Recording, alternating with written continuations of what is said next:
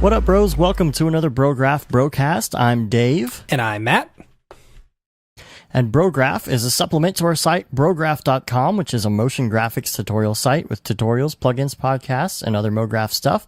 And on this podcast, we talk about everything ranging from motion graphics to Cinema 4D, After Effects plugins, render engines, doing business, doing taxes, being a contractor, and working for the man. And if you have any emails for, let's say, a show topic or a question you have, doesn't matter if it's advanced or it's noob or what it is, you can email us, brograph@brograph.com. Or if you need some life advice. Pretty good at life advice. Yeah, that too. So, so we still are going through this crazy work phase right now that'll kind of die down, hopefully just ever so slightly for us to take a breath at the end of September, I think. But September? Oh boy, I was hoping we'd have a breath here in August.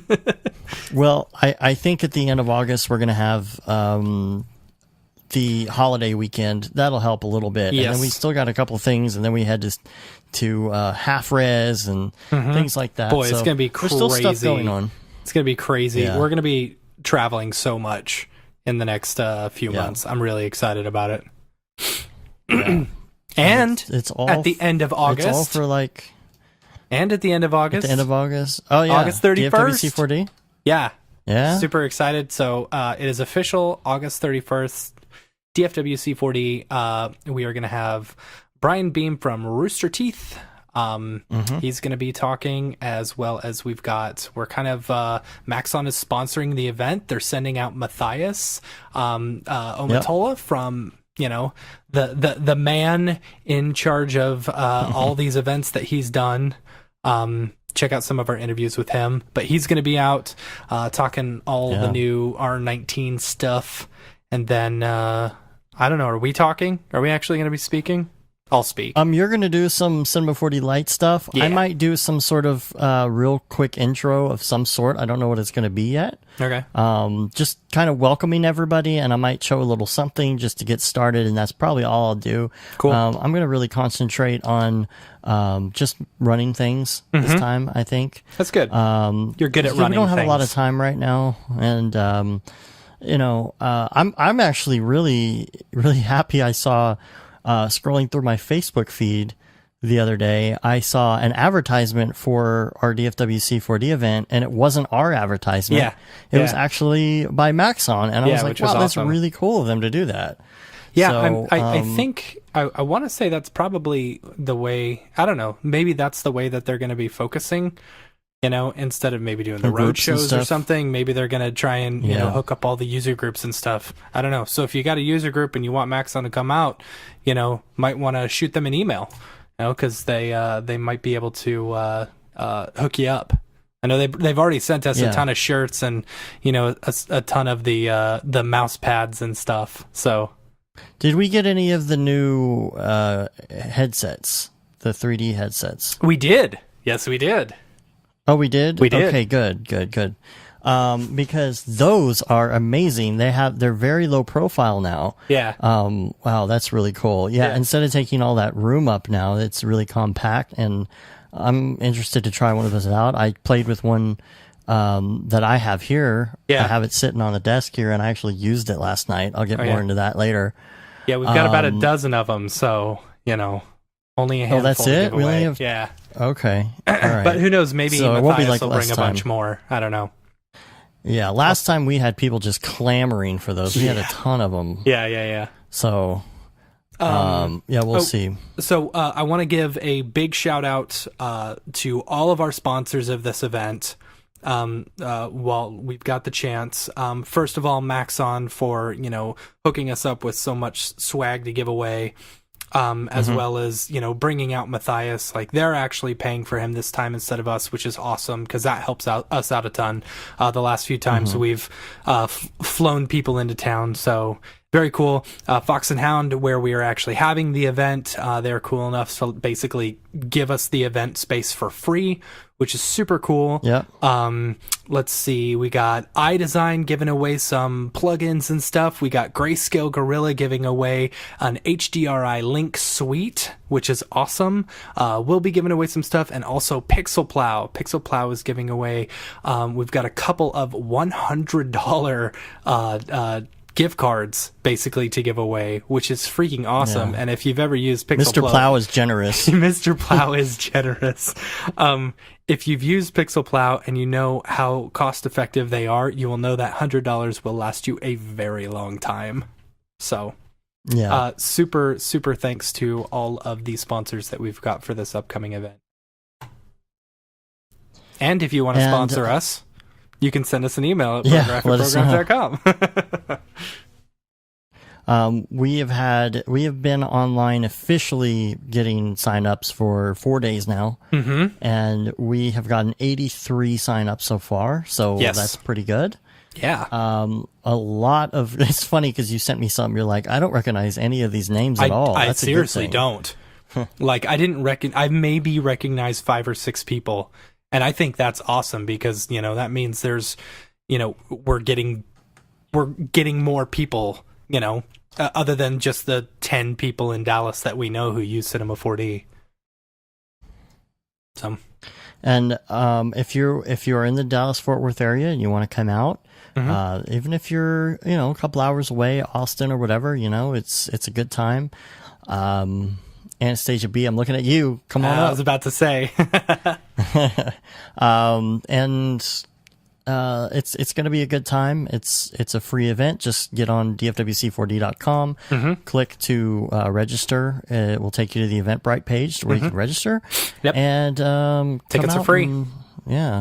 I'm assuming by the quality of your audio that just changed on my end, in my ears anyway, that your Dropbox just finished uploading. Actually, it did, yes. That's funny. You go from complete potato to like awesome. Dude, it's a miracle. I'm not sure if I mentioned it on the podcast, but me and my wife just put down a down payment on a house. We are building a house, and so since it's a brand new build, it's like guaranteed to have fiber. So from now on, once we get it built next year, good. We will. I can't get there fast enough. Dude, I just bought... So, I mentioned this to you, and I want to talk crap about this because it kind of made me mad. So, I needed two little things with my internet. So, I bought a bunch of these little TP-Link, I bought 3 of them because the internet in my house is just really bad. Should have asked me about those. I could have told you. Yeah, I know. So, I bought them... I got them a couple days later, on Amazon. I installed them. Super easy to set up. But from that point on, I couldn't get good internet. But also at the same time, I was trying to talk to... so have you ever been online on AT&T or trying to do customer service or whatever, and they've got the little chat window? So I'm talking to this person... and it doesn't. They are answering in a way that makes them sound like a robot, right? It's like, I'm terribly sorry that you experienced that terrible issue. I will try to resolve it as quickly as possible. It's skip logic. So it's super stupid. And so I'm like, are you a robot or are you a real person? And I keep on asking this, right? And so the guy was getting I guess he was getting pissed off about it. Because once he helped me out and got everything done, I said, all right, whatever, robot. And the dude freaking reset my internet. Completely reset my internet just to piss me off. Once the thing was over. What do you... Really? Oh, yeah. Remote reset my internet. And since then, it has not been working well. Oh, yeah. He probably put a clamp on it or something. Seriously. He gave you the clamps. Gotta give him the clamps. So anyway, you want I should give him the clamps, boss. Yeah. So AT&T sucks. Anyway. Yeah, man, you're in a terrible place. Internet is the internet is just so bad here, and we got me, my wife, my kid, my parents are in town. My dad just had surgery, so he's here, for 6 weeks, and they just bought another TV. So that of course is a smart TV. And so they're running all these electronics and using up all my bandwidth. And I'm like, come on, people. Well, you got 2 internet connections. Why don't you just give them one and you take the other? Yeah, I know. I need to do that. But all my stuff's already hooked up on mine. So be like, here, you guys have this. This is all Yes. you get. Give them the slow one. yeah, dude, Say, they're this both is- slow. Like If it's you so wanna- ridiculous, Use this if you want to watch movies at 120 hertz right? or 240 hertz or whatever. Oh, it's so Awful. bad. If you want your stuff to look like a play. Yeah, my dad's up in his theater room watching movies, and I came down to Dave, and I'm like, dude, my dad's upstairs watching it at 120 hertz. He's watching standard definition Lord of the Rings on a 70-inch TV, 21:9. So, you've got letterboxed. Oh, you should tell them to 100. use your new 21:9 monitor. And you Yeah, won't have to right. letterbox. I know it'd probably be about the same size, too. Yeah. So I just got to take it out of the box. Yeah, I can't believe you haven't used that monitor yet. I've been using the crap. The thing out of is, it. I don't have a lot of space on my desk, Yeah, move your And- record player. How often do you use that? Come on now. Yeah, but still, like, what am I supposed to do? Put a monitor right here so that I have to, like, turn 90 degrees in order to check my email? Like, what I have to do is I have to get rid of my iMac, first and put it somewhere. But then it's like I've got two monitors and one of them's not doing anything. I don't know. It's all just a big mess.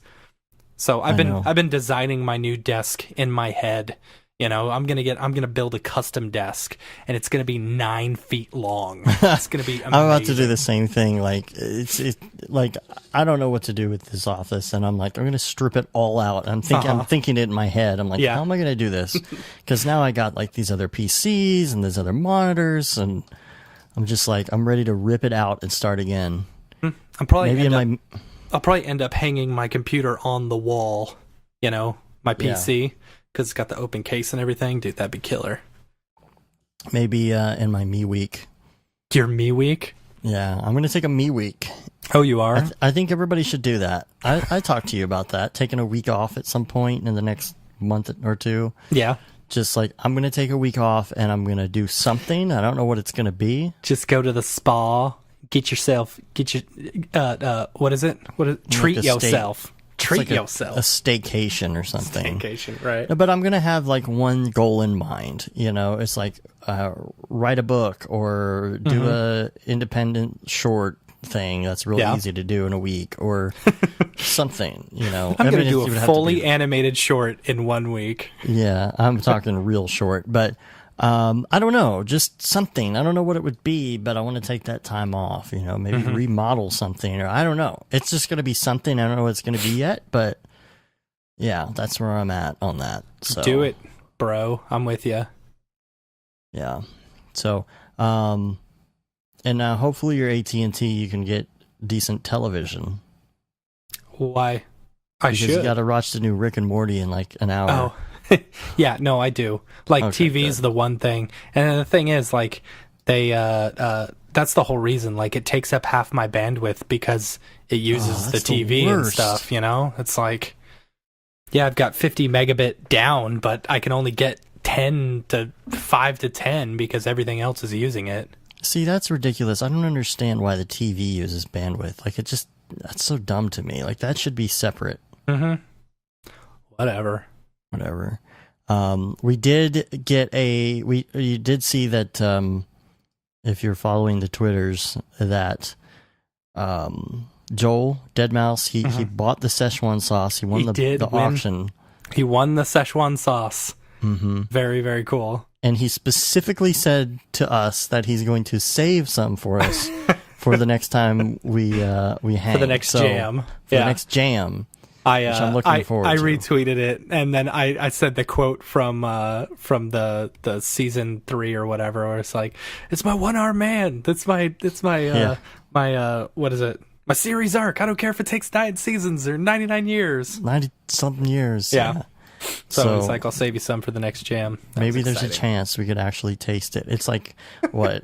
It's like $500 an ounce or something. Yeah, pretty good. And I saw the one of the guys that work on Rick and Morty, like the creators and the people that work there testing it, trying it out. But it was kind of funny because like I was like, the entire video was shot not horizontally or vertically, but diagonally. No, I guarantee you it was probably shot vertically, but then they cropped it at the top and bottom. Yeah, So but that it just looked square. but everybody was diagonal in the picture. Like everybody was like, I'm like, are you holding your phone at a 45-degree angle all the time? Idea. What's going on here? Like, this is the big Szechuan sauce thing. Why is it at a 45-degree angle? The big Szechuan sauce thing. Like, this is the big reveal. I don't know. Well, okay, I printed a couple 3D printed Pickle Ricks today. Yeah. Yours is drying here, but the paint is drying not so great, so I'm going to have to do another... great. Another layer of paint on Pickle Rick. Dave. But, no, it's you got to paint nice. your pickle. I'm going to have to paint my pickle some more later on.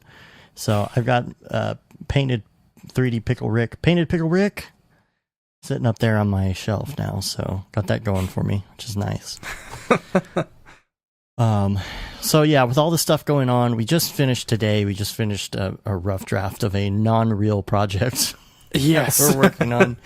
And here's what I was going to say about the non-real. I was thinking about this because we actually had one person. Gosh, do you remember who it was? I have it. It was Matt Wesney. Yeah, Matt. Who said, let's see, working uber hard on my non-show reel. You guys are going to love to hate it. So that's, first of all, bad A. I'm super excited that you're doing that. Secondly, I wanted to say, unlike what the advice that I give in creating a reel, for this one, it actually has to be stuff that you have made money off of.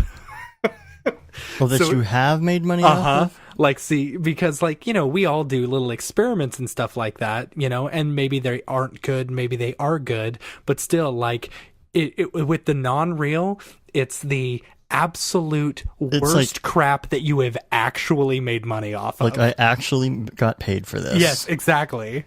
Yeah. Wow.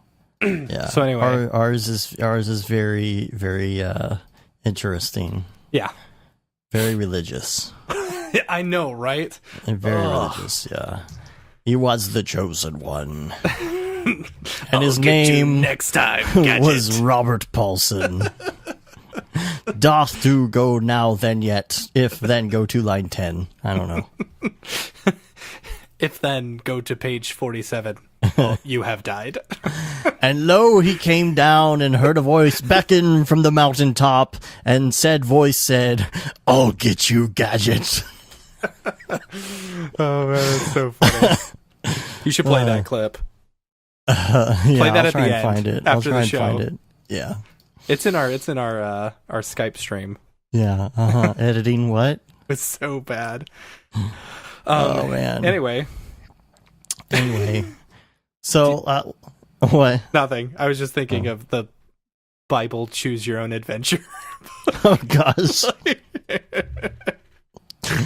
Like, except every single adventure leads to you have died of dysentery. No, every single one eventually leads to Jesus's death, and you're trying to get to his resurrection. There's only one good path. Oh, sorry. Did you choose the right path? Oh man. All right, so let's get to a topic here. This is a topic sent in by David Ubergang, who Thank you, David. says, hey bros, hold on a bro. second.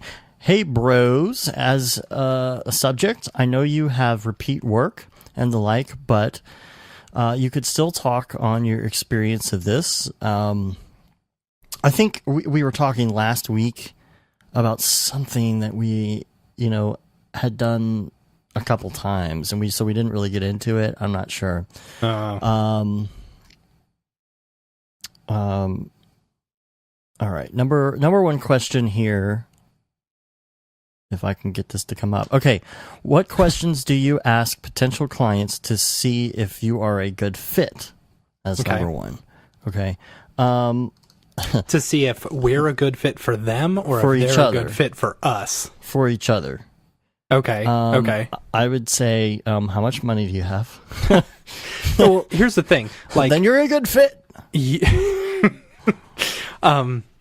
Yeah, I mean, honestly, you really want to try and figure out, you want to be as tactful as possible to try and figure out the budget. Sometimes it's really easy to figure it out, sometimes it's not. So you really, when dealing with budgets and stuff like that,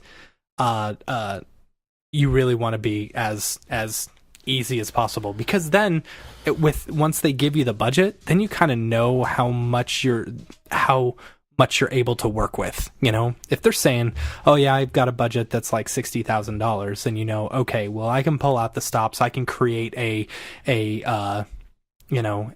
spec sheet or whatever for $60,000 worth of work. But if they come to you and say, oh, I've only got $1,000, then one, I probably don't want to work with you, or two, this better be really easy. Right, or, like a real simple logo animation or right, something exactly. that you can knock out. Right. And so, you really want to, I mean, that's the first part. The second part, get to know them a little bit. Some clients, you're going to have to hold their hand, and Dave's really good at holding hands, with clients. I'm not. I just don't like... I don't know. I don't have the patience. Sometimes I do. It really depends on if I like them or not. There's a couple of, honestly, there's a few clients that I'm just like, no, I don't have the time for you. And other ones, just because because you know what it's going to take. Yeah, exactly. And okay, they may have a good, it may be a $10,000 project or a $20,000 project, but if you're going to have to put in twice the amount of work, talking to them every day and holding their hand through the entire project, that's work that's being taken away from your other, projects or other jobs that you can take care of. Right. So, and sometimes I come straight out with them and I say, some people like to tell us what their budget is, some people don't. If you want to give us a ballpark, it will definitely help us figure out what we can do for around that amount of money. If not, we can give you some different levels, because I'll be totally honest with you, we can do just about anything you want us to do. It's just a matter of how much time is it going to take. And I've probably talked about this on the show before, but I like to use the word time instead of money, because it's essentially the same thing when you're talking in these circles. So okay, yeah, I like that. So how much time is this going to take?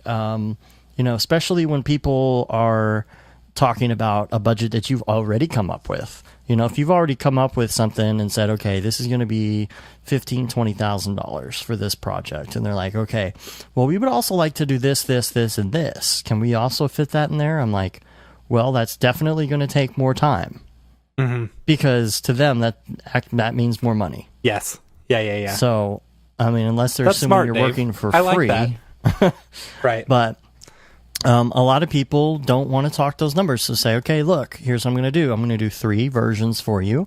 It's going to be the low, medium, and high. And each one of them has different techniques. Like this one might involve a lot of stock stuff, or this one might be all 2D. And then like in the high level, this is all 3D. And that's just because we don't know what you want, and we don't know anything about your budget range. And sometimes when you do that, then you'll come back and get something back, and they'll say, oh, okay, yeah, we can totally go with number 3, the high one, and you're like, okay, good. Well, now I know what range we're in, at least, and I usually aim for the middle one to be what I think their budget is, because there's going to be a low, and it's going to be missing a lot of the stuff that they want, and they're going to look at that high one, which they probably...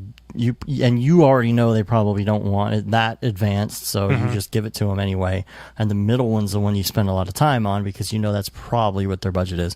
But people get almost offended by that whole "what's your budget" question, because they think, oh, well, you just want to know how much money I have, and you'll say, okay, that's how much it takes. I got into a big argument over email one time because I asked what the budget was, and this guy was just like, not in our company. No, not at our company. Just ripping me a new one because I would ask. I even had the decency to ask what the budget was. It's like, dude, come on.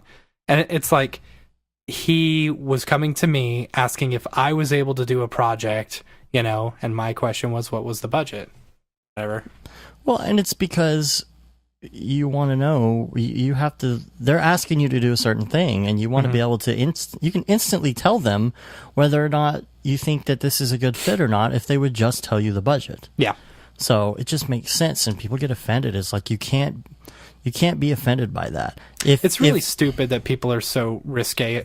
Like, talking money is so risque, you know? It's really because they think that if they have $20,000 to spend, they are going to ask you for a quote because they think you're going to come in at like $5,000, right, or something, and they're going to be like, oh, well, that's much better than what I originally had in mind. We'll go with that. Well, that's not true. Yeah, because it's like if you just want to do whatever fits that for them that looks the best. You know, because you don't want it to be a situation where they have a Pixar movie in mind and $1 million budget or something, you know, and you quote them something like super low and stock footage in 2D at like 20,000 because you think that you know, that's what they're looking for. If you just knew in the first place, you could just be, I mean, there's nothing worse than having to do 3 quotes, first of all. Right. And here's another thing that sucks. Like, also keep in mind, sometimes you may want to, I don't want to say cushion it a bit, but sometimes if someone's asking you for a quote and you know, hey, this may only take a couple of days. So here's the problem that we ran into once, right? We're relatively inexpensive because, you know, we don't have any overhead, and we may not have been running it, you know, or giving out. We basically do contractor rates and not agency rates, which that's is kind of how we're changing. We're changing to start now charging agency rates. You know, if someone is coming to us, we're charging agency rates. If someone comes to us and just wants us to work out of their studio, fine, that's contractor rates. Or for like other video companies, it's a little different. Right. So, I had a marketing agency come to me and say, hey, what do you think it would cost to get this done? And so I'm looking at it. It's stock, you know, it's stock models thrown in an atom array with some text on top and a whatever background, just like a, you know, foofy, what do you call it? Textured background, moving textured, you know, like one of them live type backgrounds. Right. So, and I quoted him, you know, just like $2,000 to $3,000. Not a big deal, you know. Take me probably a day to do. So then he came back and he's like, hey, I think you're undercutting yourself, because he had sent out the quotes to a couple of these other ad agencies, and they were charging anywhere from $30,000 to $50,000 for these things. And it's like, okay. And you know what? I guarantee you, we could have done just as good, if not better work than these other companies. But because we were undercutting ourselves, we weren't getting the job because we seemed too cheap, like we couldn't do it. Yeah, but that's not even undercutting ourselves. That's just a bloated area. Whatever industry, like it's kind of a subset of a corporate industry that you were dealing with there. And in that area, it's like they get more and more used to paying those bloated prices that they're in their own bubble. Yeah, absolutely. You know, if they would start over and go through somebody else and kind of reevaluate their situation, they would see that the prices they're paying are beyond advertising agency prices. An ad agency wouldn't even charge that much for like a cloner object. Yeah. So the takeaway from this would be, you know, sometimes don't be afraid to, you know, inflate it a little bit, because, you know, especially sometimes I've heard of people who have basically not want to do the work, you know, not wanted the job. And so they threw out like a ridiculous number, you know, just to like kind of scare them away. And sometimes they've gone for it. Right. So it's like... And the other thing is there's a lot of people that are scared to lose the business, especially when you're starting out. You're like, I'm going to take every gig I can get, I can get, you know, and then you get to the point where you're like, man, this sucks, and I want to be able to choose my gigs. And you will kind of get to a point where you still feel like you want to take every gig, but then you really got to evaluate if it's worth it, and you have to sit and think, okay, I might need to up my numbers, and I might not get this gig because of it, but that's okay. Yeah. Because something else will come along, and I'm not going to be overwhelmed with work right now. The thing is, like, you're upping your rates a little bit, you know, a little bit at a time. the ones that you lose are going to be offset by the ones that you get when upping your rates. And I'll tell you now, like the non-real one we're working on right now, we could have not taken the gig, but it's not necessarily a bad amount of money for the work that we're doing. I was wondering where you were going with that when you said bad. Yeah, it's not necessarily bad. No, it's not necessarily a bad amount of money. Right. It's just that we could have gone without it in hindsight. Yeah. But I mean, at the time, we really weren't that busy. Right. So might as but well now take it's it. kind of backfired and we're now it's kind of overwhelmed. backfired. So that's okay. And we'll get through it. Sometimes you have to do that. Yeah. Sometimes you get overbooked by accident, and that's fine. But I will say we have had a ton of little jobs come to us where I just had to tell people, look, I'm not available. I'm sorry. Yep. A lot of them, and a lot of them that maybe in a slow time we would have taken, and it's kind of a hard thing to judge and to know. And of course, there's a couple of them that I have passed on to a couple people, and usually, we'll try and do this whole pass-through thing and say, okay, well, we'll hire a contractor or whatever, but they're not really big enough to even matter. Yeah. And I'll just turn it over to a contractor and say, hey, I know this guy's real good at this, and tell the client, look, he's going to help you out with this. Just do a direct bill. And you got to kind of just hope that they're cool with that and that they don't jump off to that person, but if you trust your contractors and especially if they're your friends, which most of our contractors are good friends, then you don't have to worry about that. Yeah. And also, if you're keeping a good rapport with those clients, and do like Joey in the Freelance Manifesto says about, like, if I could suggest, I'm going to push that book again because it's awesome. He talks a lot about emails, and how to send a good email. And so, and he also has this whole structure where you're, reminding yourself to send emails and blah, blah, blah. And if you're keeping up that good rapport with your clients, when you pass it off occasionally, you'll still have that good rapport and they'll continue to use you. I don't think they'll jump off to someone else. No, I don't think they will, because it's better to say, hey, I'm super, super swamped. I'm sorry, but but my buddy here, he's going to totally take care of you. Then you call your buddy and say, look, this is a good client of mine. I'm going to pass this off to you. You get 100% of the money for it.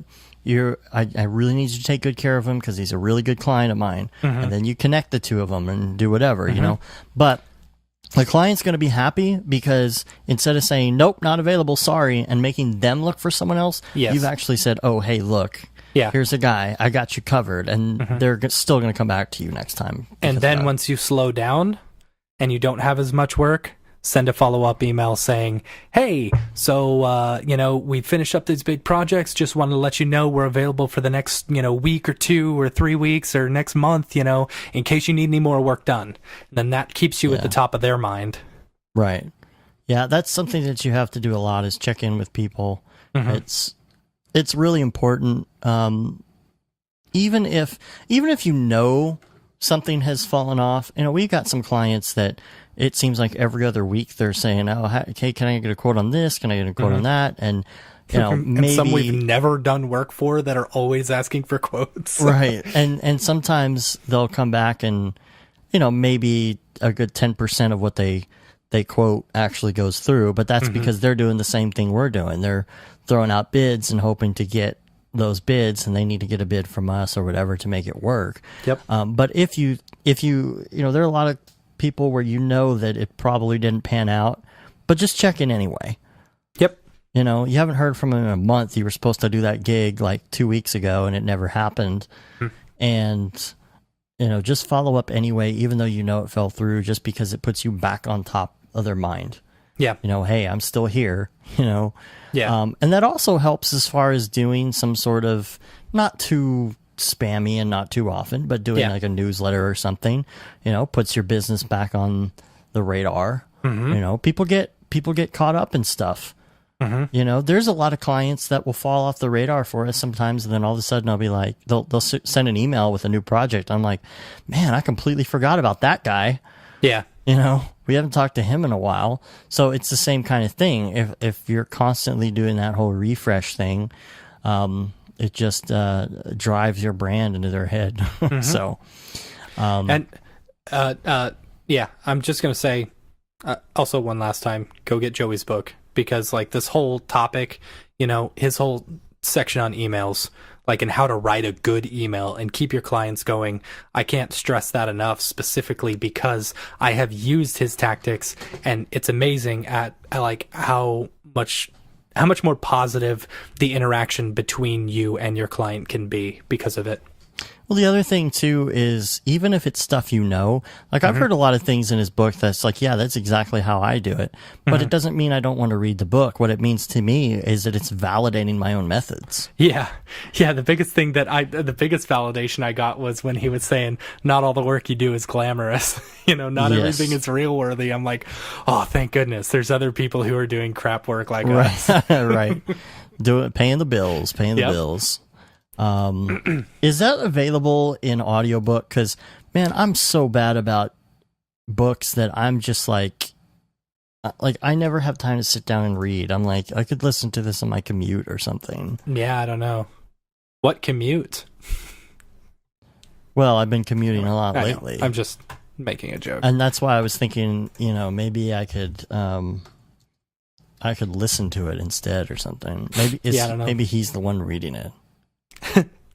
His soothing voice. That soothing Joey voice. Okay. The next question is, what does the process generally look like for you? How many back and forths, emails, and phone calls? Okay, well, there's two things on that. The back and forths go on, the emails and the phone calls, they go on the entire time. Whenever you have a question, whenever you have something going on. As far as like the revisions, we typically only do 3 rounds. And that's written into our contract. Yeah, and 3 rounds meaning the third one that comes to you is the final version. So it's technically only 2. If people want to do more, they can do more. They just have to know that it's going to cost extra for the extra round. It's going to take more time. Right. It's going to take more time. Back and forth, I've always made it a point to be a very, very present in communication over email. I try to answer right away if I can. Sometimes it's not always, the best. Like sometimes I'll get an email that says, okay, here's the thing that you need for this thing. And I'm like, okay, well, I'm not going to need that for like 4 days. I really don't have to answer. I know people really, especially nowadays, like it's a waste of time to say, okay, got it, or say thank you or something, because people get the email, they're like, oh, another email, and then they click and it's just you saying thank you. They don't need that, unless it's something like that's a really big deal. So, I don't know. I think as far as back and forth, you have to communicate as much as possible. Anytime you have a question, I think that the more in communication you are, the more proactive you are at communicating with the client, the more they're going to get the general feeling that you're actually doing something. A lot of times, if you're working on a big project, you might be working and have no questions. And going, balls to the wall for like 3 weeks or something, and then they don't hear from you, and they're like, "Are they actually working on my project?" Or, so you have to kind of say, "Okay, here's what we're doing." Even throughout the process, you can say, "Okay, here's our next step. This is what we're going to do next." Or, "Hey, just checking in. Everything's going really well. We aim to be doing this by this date and whatnot." Just so they know that, hey, I'm here. I'm thinking about you. I'm working on your thing. I haven't forgotten about you.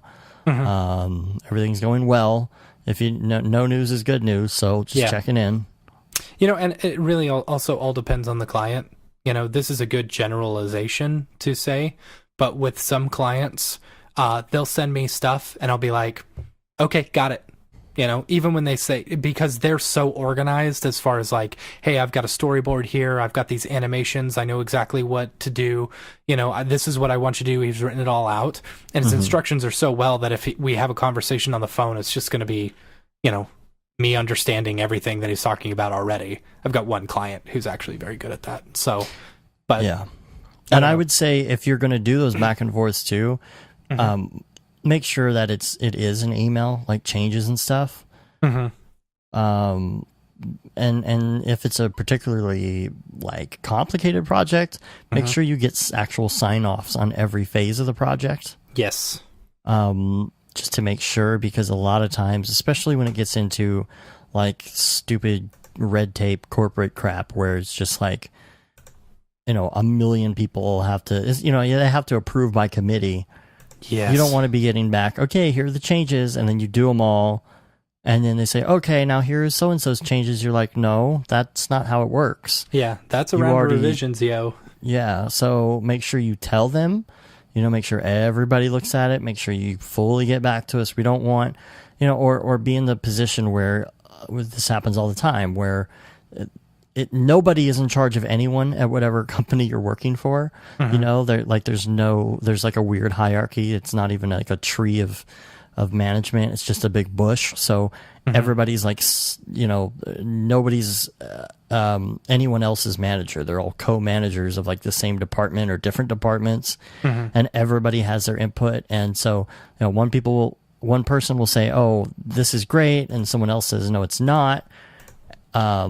Or they'll say, change this thing, and you change it, and the other person says, no, I liked it how it was, change it back. You don't want to have to deal with that. That's their problem. Yeah. If they can't get that together, oh, I'm sorry. I'm sorry that you don't have a good management structure at your company, but you guys have to talk to each other. Yep.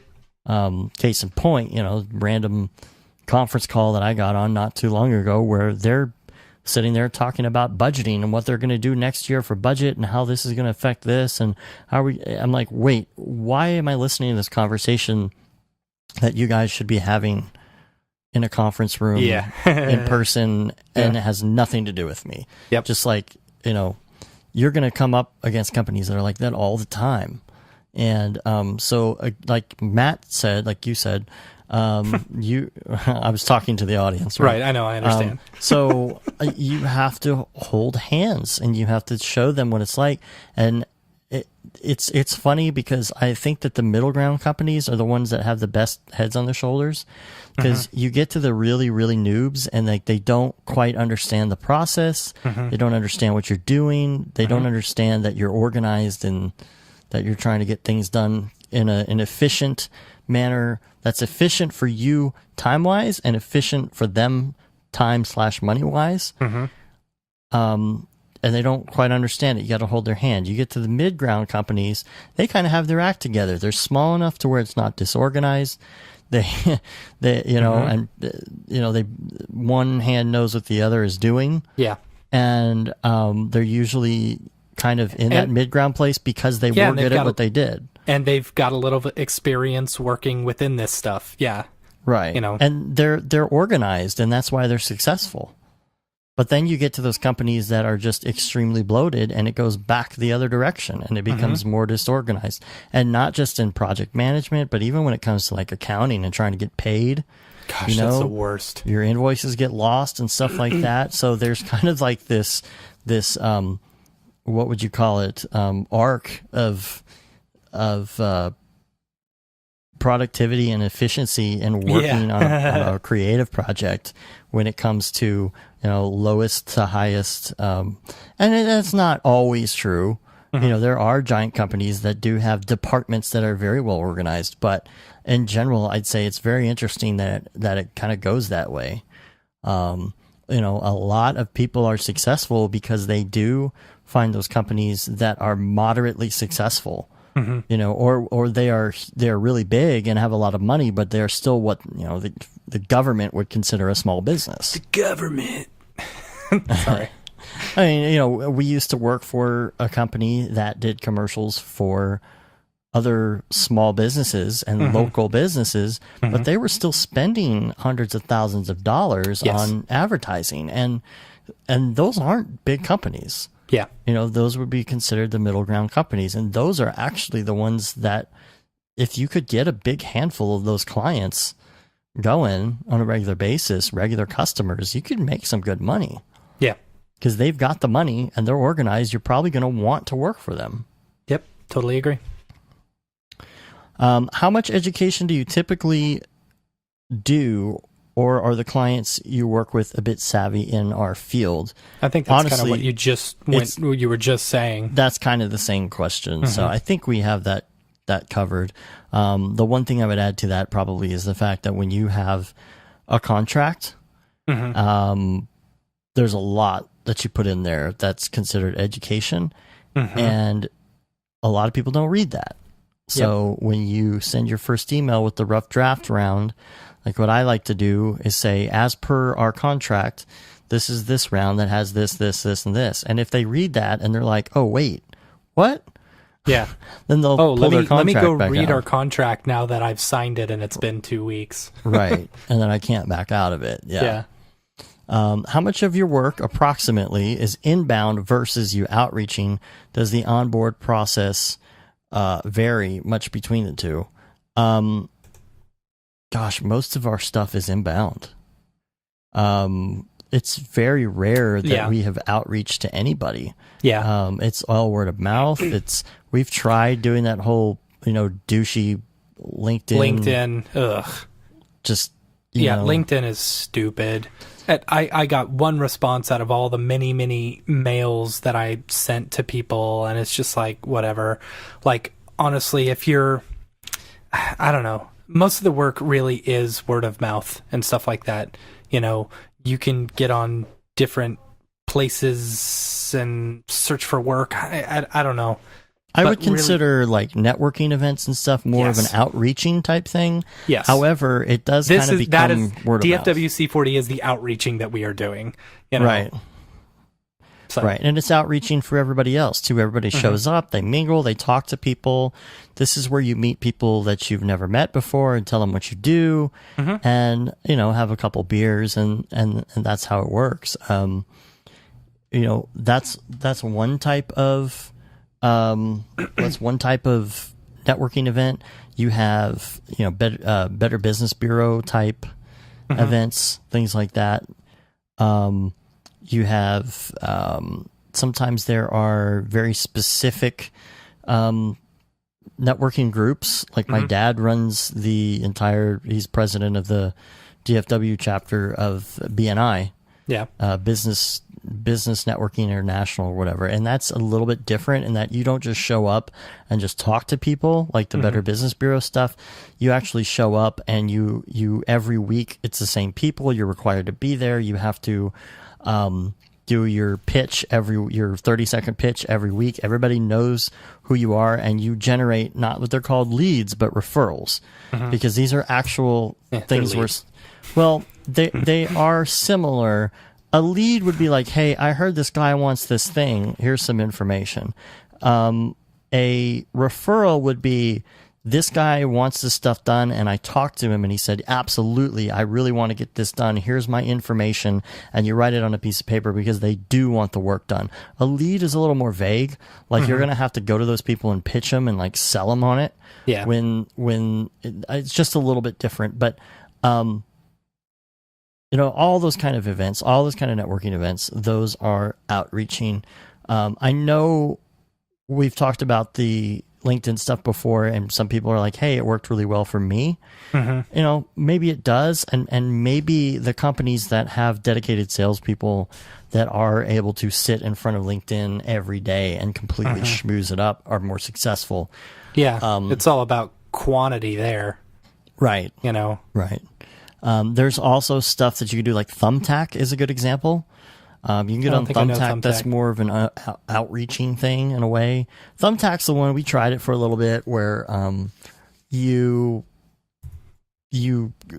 put what kind of work you do, and then you pay in like $30 or something. Oh, and yeah, we did do that. I hated it. We had a couple leads. The thing is, we have a friend of ours that does photography and does DP work for food photography and food video as well. And he's actually gotten some pretty decent gigs on there. You have to spend a little money on it, but if you just get one good paying gig on it, you're going to do well. So, yeah, I don't like Thumbtack. It's not great. That's me personally. A lot of these services are better depending on what industry you're in. Yeah, that's for sure. Well, that's for sure. So, How much do you rely on canned email responses to ease the time spent in email? I would not. This goes back to the Joey stuff. Read his book. He talks a lot about email, and he says you can maybe make it a little bit canned, but don't. No, you actually need to try and make it as personal as possible when you're doing this outreaching stuff, you know? Yeah, the only thing that I do that's canned, and it's not even really canned, is I have shortcuts that I use because I use Text Expander for a lot of things, and I love Text Expander. What I do for that is I have snippets, is what they call them, for certain things. For example, if I'm writing an email back to somebody, what's a good example? Okay, here's a good example. If I'm writing an email to somebody and I am sending them a quote, an estimate on something, at the beginning of the email, I say, hey, because once I send the estimate, it comes from our invoicing service. And so I want to make sure they got it and it didn't go into spam. And so I always write an additional email after I send it. Right. And I say, hey, I just sent you the estimate from our invoicing service called Wave Apps. Just wanted to make sure you get it. If you don't see it in your inbox, check your spam and make sure, because sometimes every once in a while it gets thrown into like a spam box or something. But if you don't have it, let me know and I'll make sure that I send it again. Now, I don't want to have to write that. Yeah, no, time. That's super canned. And super canned. In my opinion, that's absolutely acceptable. You know, right? What Joey talks about in his book is when you're sending out an initial email, like like this is your first time meeting, or if you're outreaching to a client, or a potential client, or trying to get a client or something, to make it as personable or as personal as possible. I don't know if that's right. Not personal, like, oh, my dog just died, blah blah blah, but like try to make a connection in a way. You know, in order to help create a relationship between you and the person, I mean, it would be, again, snippets. If I'm writing back to somebody who listens to the show, for example, I will actually, at the end of it, I'll have a shortcut that says, we really appreciate you listening and blah, blah, blah. Maybe I'll do some sort of... So you don't take the personal time in order to say we appreciate? Because I do. That one sentence I'm just joking, right? Is in my snippets, but the rest of it isn't. And sometimes it isn't. Sometimes I'm writing from my phone and I don't have my Text Expander on me. But anything that saves time, Text Expander tells you how much time you've saved in general, like your stats on how much time you've saved, like I don't use it that often. There's some people who are hardcore Text Expander people. I'll tell you, since I installed this on this computer, what day does it say? That would be last July. Since last July, I have saved 2 hours. Wow. Of writing at 80 words a minute. And I've saved 2 hours of writing BS, crap, things that I would be writing over and over and over again. So is Text Expander Mac only? I don't know. And I heard that they changed the way that they do stuff recently, or maybe about a year ago, to do some subscription thing. I don't know what it is, but Mac and Windows. I have the old version, so I don't know. I don't know how that works. Cool. All right. So, David, thank you for the questions. Thank you so much. That was a really good topic. Like that ate up a good chunk of our time, which I appreciate. Again, Brograph at brograph.com. If you have questions like that, we would love to make them show topics. So just put it out there. So let's move on now to Ravcock. Actually, what's your flavor? What's your flavor? Before we do that, I want to give a big, super happy birthday shout out to our very own EJ Hassenfrost of iDesign. It's his birthday today, and he probably won't listen to the show anyway, but we'll let him know we gave him a shout out. So if you guys listen to this tomorrow or whenever, make sure and wish EJ a happy belated birthday.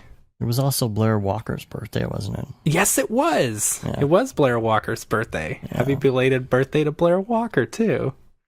Pro Video Podcast. If you guys haven't listened to it, go and listen to it. It's a good podcast. Check it out. We got a great message back from Rich Nosworthy. Not Noseworthy. No, he had great things to say and is totally cool, I think, with being on the show sometimes. So I don't know if did you read that? No, I did not. Sorry, I got people yelling in the background that I'm trying to get to be quiet. Mom, I'm podcasting. Mom, bring the lasagna. What is it? Mom, bathroom.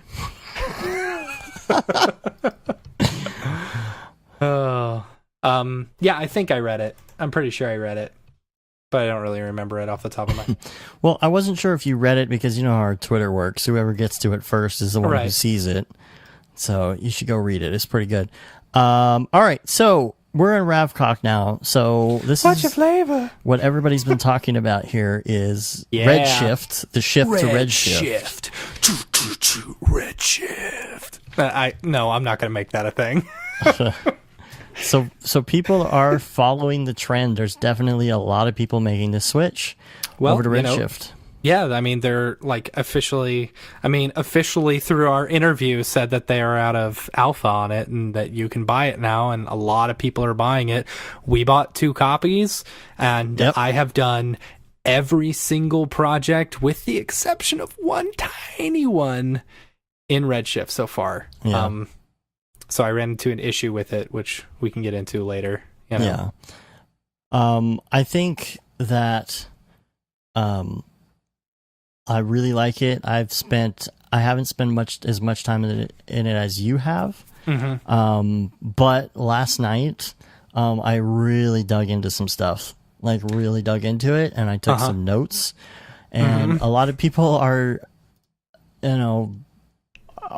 like, oh man, I can't believe you guys are switching. But a lot of people are switching. A lot of people are looking into it. They're trying it. Yeah, and here's the thing. You may get into it and you may hate it. You may absolutely hate it because it is a very different animal than Octane, you know?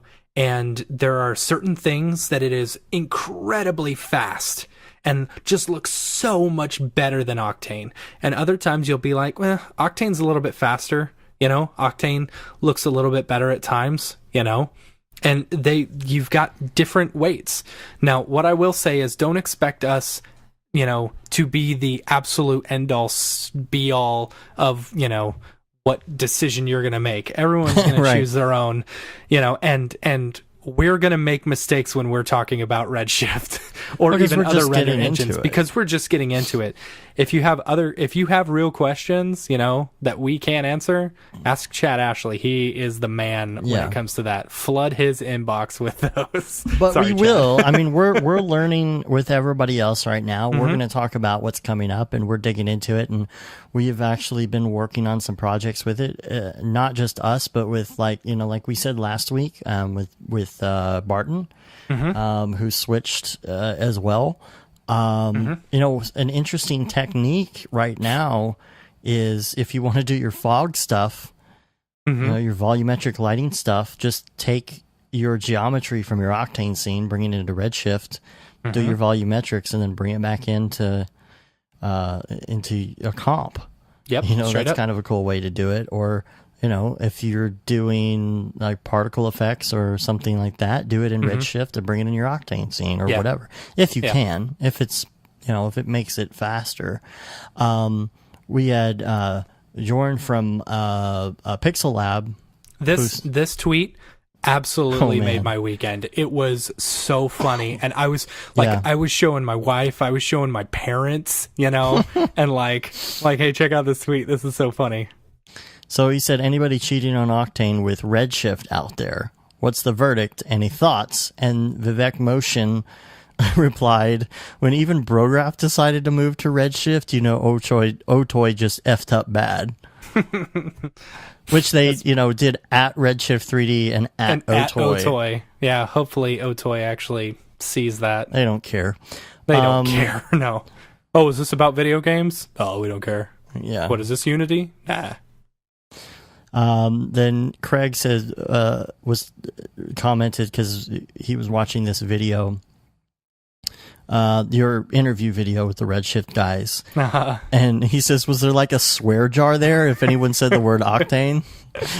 That's because funny. you could tell, like, trying to avoid that, And then Argo Beats. I didn't hear that one. That one's really funny. Was that one on YouTube or something? It was on YouTube. We're not getting our comments emailed to us from YouTube anymore. Huh, that's stupid. I've noticed. I don't know why.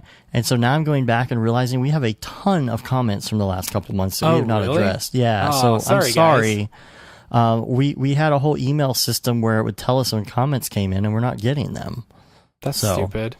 That's really funny. No, I didn't want to rag on anyone in particular. I didn't want to rag on Octane. As upset at them as I was at SIGGRAPH, I didn't want, I don't know, I'll rag on them on the podcast, but when it comes to like, an actual interview where I'm trying to just talk shop with someone, I don't know. It was kind of... you're not going to get the Redshift guys to rag on Otoy on the live interview. I don't want to do that. That's tactless. That's for us to do. Yeah, exactly. Argo Beats said, "What's the deal of Redshift over Octane, if there is any?"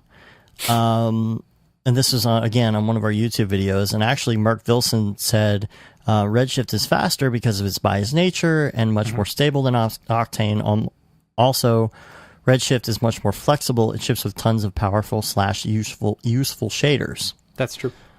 So, and the more I've worked with Redshift, like the more I've been able to bring my time down on a lot of stuff.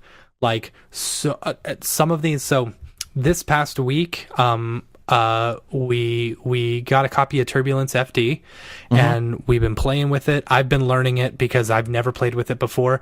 Perry Horavas, I've been checking out your NAB talk, and I've actually watched it a couple of times where you've gone through the Turbulence FD stuff, and I've been playing with that. So big shout out to you. He's got his family all in the same room with him. He's going to be so incredibly happy when he gets an office with a door, aren't you? Yes, when I get a door.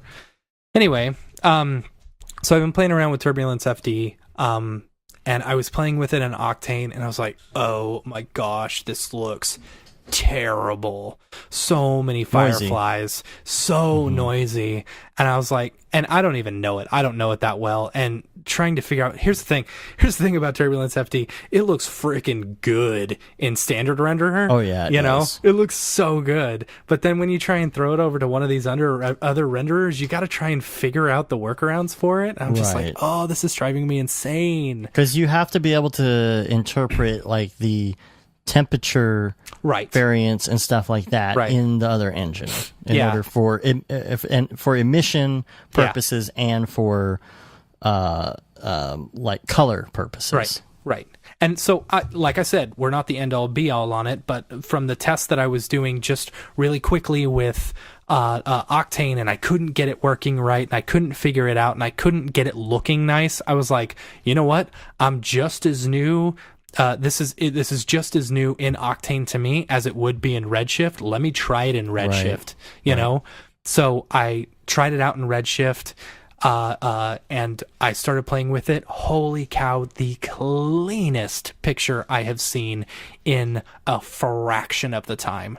My Turbulence FD in Cinema, or in Octane, was taking 2 minutes a frame. It was at like 2048 samples, direct lighting, tons of fireflies, really terrible. In Redshift, I was doing minimum 4, maximum 2058 with a noise of 0.01, brute force and then none. And when I did that, like 15 seconds a frame, full HD. Yeah. It's like, that's ridiculous. That's night and day. And you you haven't even really tweaked anything. I haven't, no. And like that's out of the box. Like I said, I really don't know what I'm doing in Turbulence FD, especially with some of these other render engines. It's very confusing working with voxels now. you know. But I'll tell you, you know, it's with how easy Turbulence FD is in a standard renderer, you know, like once I finally figured it out in each of those render engines, like Redshift all the way. It's like when it comes to this is what I've found out, or what I've determined. Redshift with volumetrics, Redshift with subsurface scattering, Redshift, I believe with interior, like interior lighting and stuff like that, and Redshift with Turbulence FDs, like kills Octane. Octane with scatter. Scatter is a huge thing, because I tried, and I may be doing this wrong. Chad, tell me if I'm doing this wrong, because I know you listen. But I was kind of going off what you said on the Twitter feeds when we were going back and forth. So I took an object, I threw it into a Redshift proxy, and then I threw that Redshift proxy into a cloner, an object cloner, and because I was trying to recreate like just a forest of stuff. And man, my viewport was just chugging. It was hurting bad. And so then I tried, so this is the one thing that I did in Octane this week. I threw it into a scatter object like butter. It was so butter. Yeah, that's the thing. I have not really had a reason to use scatter on a project. And I used it this week, and it was so fast, and I'm like, dude, like, it's such a great thing. But you know, I guess it's about the right tool for the right job.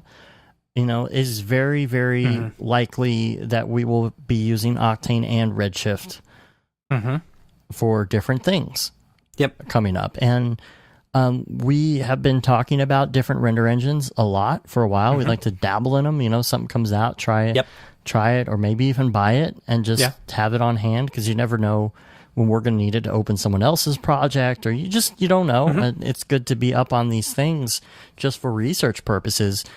Even if you're not going to use it, we have 2 copies of Cycles that we don't use. But we still know a little bit about it, and we have it just in case. And again, another conversation I was having with Barton, you have to keep up with this stuff. You don't want to get left behind. You know, if you are somebody who is, I mean, just think about people, you know, hopefully I'm not offending anybody. Think about the people who are still on Lightwave right now. And that's fine if that's good for you for working or whatever, to get your stuff done. But you know, we had people that came to interview with us, and all they knew was Lightwave, and we're like, okay, don't really hear much about that anymore. You know, the right tool for the right job, and it's you got to keep up with stuff. People moving to PC because they've got to move to PC because they have to move forward. People moving to other render engines like Redshift because they have to. I think that we've done a lot of GPU render engine research. We've been talking about a lot of different engines. We've been talking about even like with Arnold possibly going to GPU. We've been talking about that too, because I know that Arnold would be a very good engine if it were GPU. It'd be a good fit for us. But we haven't really made that leap because there is a learning curve. You have to really be kind of certain that something is right, that it's the right time to do it. And I feel like right now it's the right time to go to Redshift. And I'm not saying we're abandoning Octane 100%, but you know, we really got to get serious about this, because this is like what we need right now. It's going to take, and it'll take a little bit of time to get as good in that one render engine as you are in the other one. Like, I could knock out a logo super fast, or like, you know, BS geometry, you know, in the middle of whatever. What is it you say? Garbage geometry. Garbage geometry, yeah. You know, I can knock one of those out in Octane, no problem. But when it comes to Redshift, there's a little bit of a learning curve because I'm still trying to figure out everything.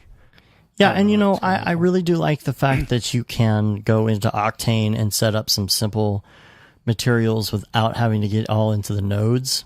But I really do like the node system. I wish there was just like on the color or the weight of all this stuff, if there was just a little button that I could press. Plug-in, man. I think we could do a little plug-in for it. Yeah. And I okay. do wish the node, like the starting out node, was more like actually had your actual places for color and all that stuff. And I know you can actually, I started setting one up like that I can just go to instead of with the inputs on it already. Yeah. Yeah.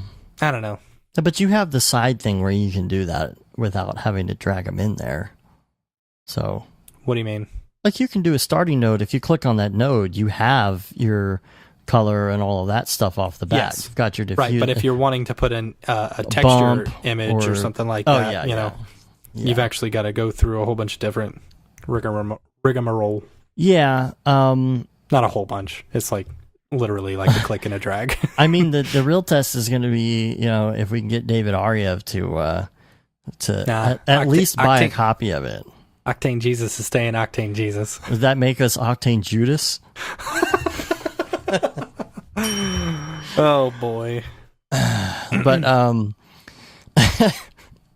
if you haven't played around with Redshift, I'd say try it out, because it's a pretty decent render engine. Of course, I'd say if you haven't used Octane, try it out because it's a pretty decent render engine too. They're both really good. I'm excited for when Ahmet's going to get to 3.07 because Octane just had an update, I think yesterday, for the standalone version, which, if I'm correct, it actually allows to not cast shadows and to not see reflections on certain objects, though. Emitter, I forget what it is. It's on. You can not see it on specular. You can not see it on diffuse. And then you cannot cast shadows, I believe. So, I don't know. But I think it may only be the lights, which still, that'd be okay. Yeah, I saw something that Jules Zerbach wrote, actually, about those things, like light exclusions and stuff like that, and apparently it's really hard for them to do, because it is... I'm sure it's not hard for Ahmet. Non-biased. I don't know what it is, but... Well, I mean, he's not the one doing the base engine either, so... Yeah. Some of the other stuff, I guess, that I came across, I figured we could talk about it because maybe you have a good answer to this. Okay. You talked about Turbulence FD and cloners already. I feel like the default light is kind of dark. Whenever you put a light in, like a default light in a default camera, it seems dark to me. Like you always automatically have to go pull the exposure up on your camera. Were you doing a spotlight? Yeah. Yeah, I want to say that I had that issue too, where the spotlight is just ridiculously dark. It's dark, and then if I use an area light, it was fine. I think that's an issue. What's weird is you have this little star-looking thing that's your light, and then it has the spotlight, but the spotlight's really small when you make it. And then you expand it up, but then it makes your star really big. Yeah, I think all little stuff they'll probably fix. I actually think that's an issue. I think that's a bug. I mean, a feature. No, I think that's actually a bug, because when I was trying to mess with my spotlight, I was like, dude, why can't I get a spotlight? I literally couldn't. So I tried scaling it up a whole bunch, and that worked a little bit. I don't know. It's weird. Yeah, the brightness stuff, there's a lot of things where their limits on their sliders aren't right. Where it'll be a limit of 2 and it really needs to be 200. Yeah. Where you can force it, but you don't have, your minimum maximum set correctly. Like for instance, the shadow slider for softness on a spotlight needs a way higher limit. If you just go to the top of it, it doesn't get soft. I'm pretty sure that's an issue with the spotlight. I think that's a spotlight issue. But I saw this with a lot of different things where you would slide it all the way up and it doesn't do anything. And then you're like, oh, well, if I brute force and type in the value instead, it works just fine. The spotlight, you put it all the way up and it doesn't soften the shadow at all. Yeah. You have to go in there and really crank it in the numbers instead of using the slider. Here's one thing that I don't love. And this is both with Redshift and Octane and actually C4D like standard is the only one who is actually really good at this. Mm-hmm. I want a C4D specific like user manual. It irritates Looks like me it's up to us. It irritates me to no end that these render engines, they have a user manual or whatever, but it's for another render engine, and it's like, okay, well, some of that stuff transfers over, but like, I want to know. I want to know why my alpha channel isn't working. I couldn't get an alpha channel off of like something with an alpha. It was using like luminance instead of like just using my alpha. And so I'm trying to search in the forums and I can't find one specific thing. And it's like, I want a user manual for every. If I'm going to use a render engine, I really want a user manual that tells me exactly what every single little button does. Right. I think V-Ray was actually really good at that. You think InLife Thrill will do the Cinema 4D version? Maybe. I don't know. I don't know. Maybe we have to do a tutorial series now for Cinema 4D specifically. So I don't know. It's the once we learn it, it'd be a good way for us. Be a good way for us to learn it anyway, right? Yeah, totally. So the 3D camera is really cool. They have all these different kinds of cameras, which is nice. The 3D camera, I did stereoscopic spherical, and I was working on my ultra wide monitor, and so what I did was I put the IPR onto the laptop screen, right? And I just wanted to see what this camera could do, and how it worked. And it was interesting because I had this thought, and this is where I pulled out the old Cinema 4D cardboard and put my phone in it. I took my phone and I team viewed my phone into the computer so that it saw that one screen. And I just left that up as a side-by-side spherical rendering. And so whenever I would do something in my viewport, I would set it up, and then I would just put on the glasses and look through my phone to see if it looked the way I wanted it to look. It was kind of a cool little hack to just try and just take a quick look at something and make sure it looks right. And it really helps you, especially with separation, because when you're on the camera and you work separation, that's what really gives it the 3D look. If you just leave it on 0, the image is aligned, but you don't get any like 3D. Oh, see, I've never messed with 3D cameras or like side by side, whatever, Like, so you've actually got like a convergence thing that you can change yourself? Yeah, it's the separation under the 3D camera, and it's very sensitive. Like if you crank it up, it's going to be just ridiculous 3D. But I took some model of some woman or something that I had in a staircase, and I put them in there and just looked at it. And if you take up your separation to like level 5, which is really low, that's a really good point to where things kind of have a good 3D look, and you're not crossing your eyes too much, but things actually feel like they have depth when they're in front of you. What I don't like is the default camera switching. I think it's stupid. I think most of the time when you're working in IPR, you want to just see the camera that you're on. And if you go to rotate or adjust something in another view, it just needs to stay on that view. By default, if you click on your top side view or front view, whatever, your IPR switches to that view. Does it? Which, maybe that's fine for somebody, but I don't think it should be the default. In your IPR, there's a little lock thing, I think, and that just locks it. But you have to do that every time. So I don't think I've noticed an issue with that. Maybe that's just me. Displacement was a little weird for me to figure out. I had to ask you.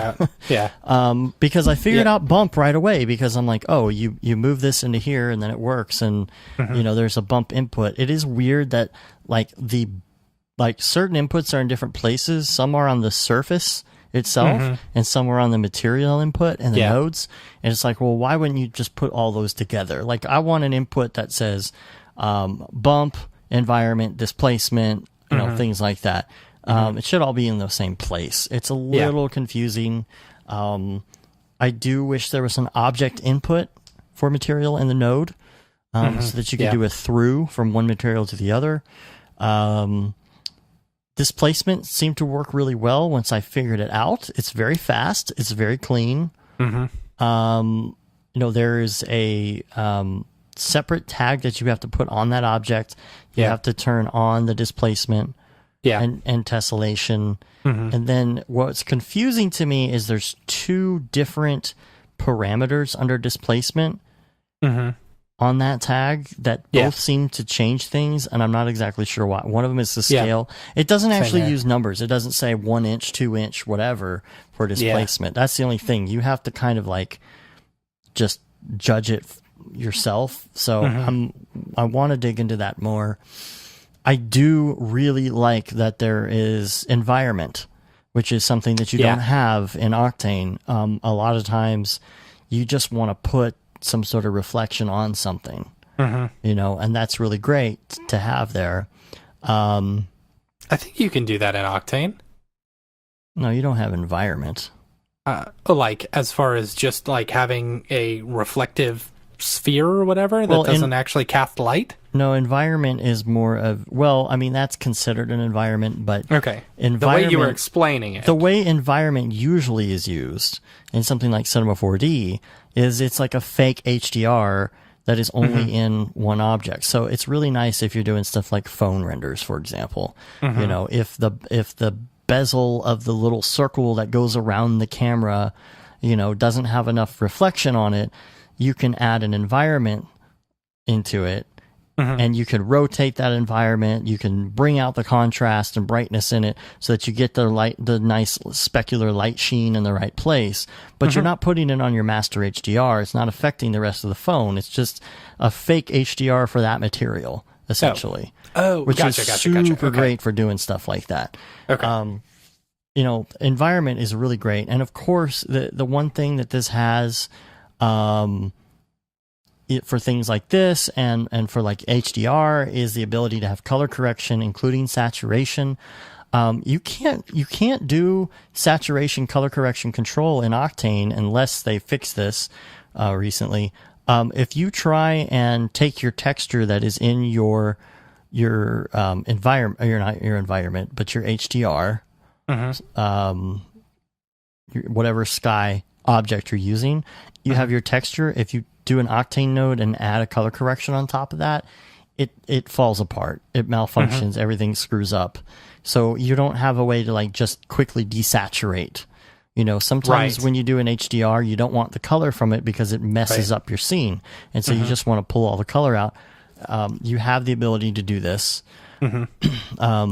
If you're looking, while I've got you, actually, Grayscale Gorilla just released their metal pack. You were talking about doing grayscale values and stuff, and I've seen a bunch of really awesome renders coming from the Grayscale Gorilla metal pack. That one's with HDRI link. Anyway, I just want to push that one because that one's actually really awesome. Projection modes. There's some different projection modes.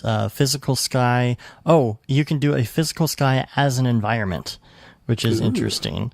That is cool. So if you want to do an environment just on one particular texture, or you want to you could light it a certain way instead, but just in that material, which is cool.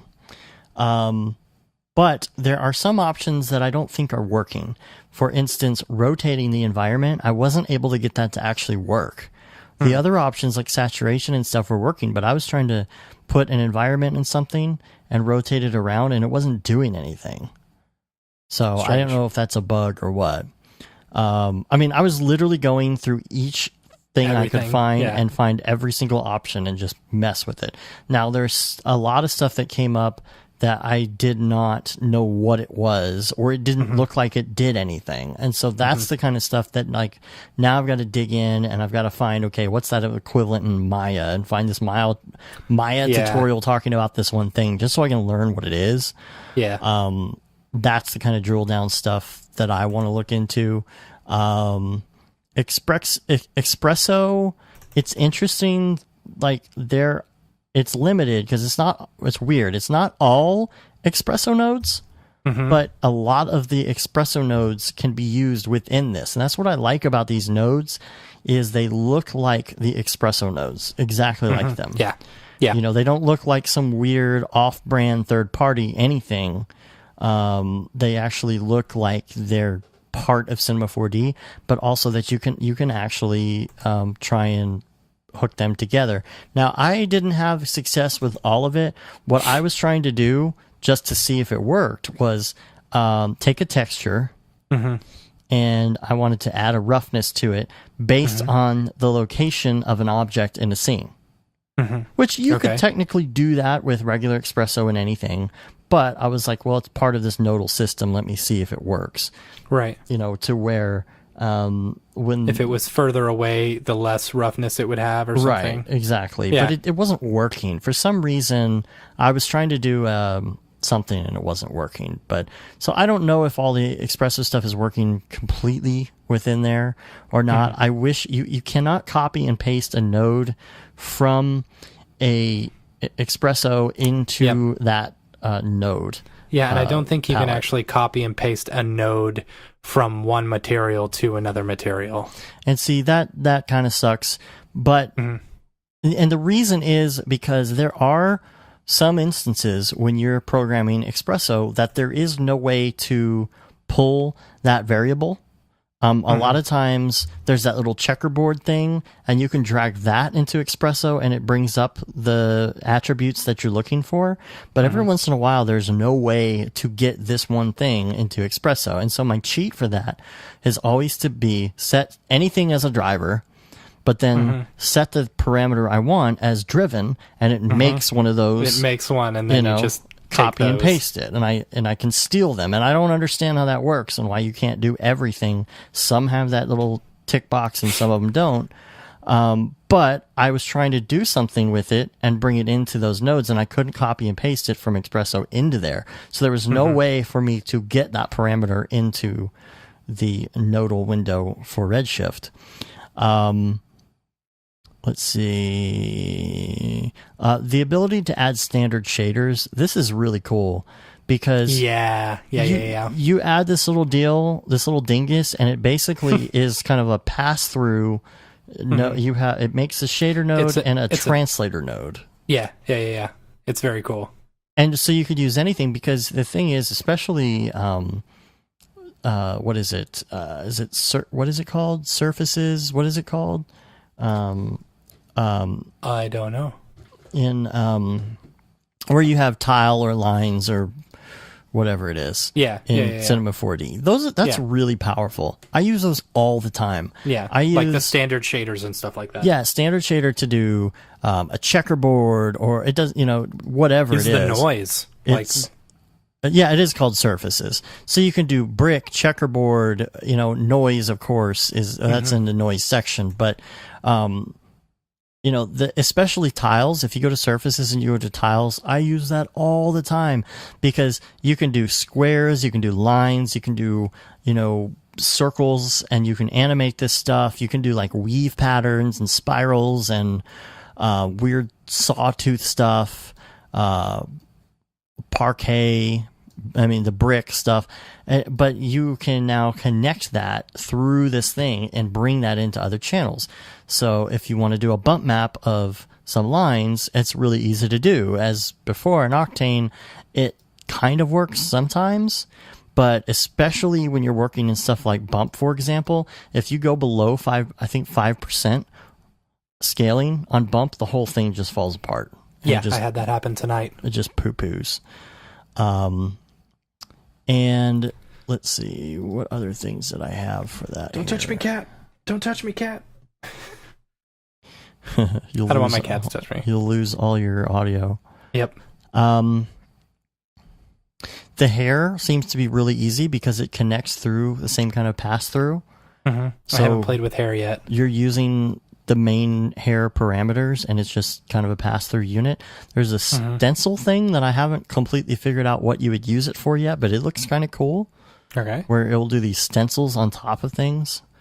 There's a displace blend node, which is nice because if you want to take a maybe a texture that you have for displace, but then you want to add something on top of it or ramp it or do like a gradient so that it like, kind of ramps up in certain areas. That's really cool because it blends the two displacements together. I think it will do actually 3. And then of course you could just double that up if you wanted to and do as many as you want, but I think it does 3 by default. And that was my impressions as of yesterday. Yeah, it's a pretty sweet render engine. I like it a lot. So it's very powerful. And really the only way to get to know a render engine is to jump in and just do it, you know? So like I have made it a point that I'm going to use it for every project that I have, you know. I didn't test this, but is it two-sided shading or is it one more video game-ish like per normal? I have no idea. Octane has that workaround now, which I didn't realize, the two-sided node. Yeah. But that's a recent thing, because I don't have that on my Mac. I only have it on my PC. Oh, yeah? So, that's two-sided. You can put a material on the other side. It basically puts it on the other normal, facing the other direction. So you don't have to do that. I've always had to do that double up thing where you put another like right next to it. 0.00001 next to it and do double geometry. So, and V-Ray came out with their own benchmark system this week. I saw that. It looks pretty cool. I know Jules Urbach has actually said that they're working on their new one as well.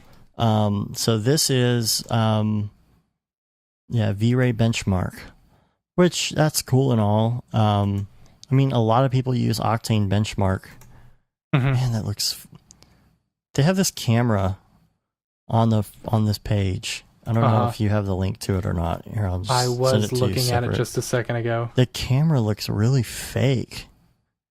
Like, look at the lens. There's no reflection in it. It just looks... Everything about it looks flat and fake to me. Yeah, that lens is kind of weird. It's like a texture for a lens. Yeah, the leather looks very nice. It's all right. The metal looks pretty good, but there's honestly, something toonish about it, though. It doesn't look like an actual V-Ray render. Yeah, I don't know. Anyway, be interested to see if anybody actually ends up using that.